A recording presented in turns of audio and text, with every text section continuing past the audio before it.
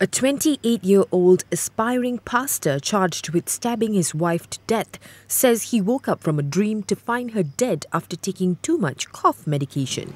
I had a dream, and then I turn on the lights and she's dead on the floor.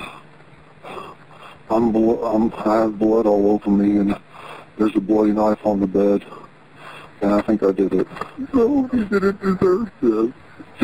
Why? Matthew Phelps told police he took too much Coricidin cough medicine to help him sleep.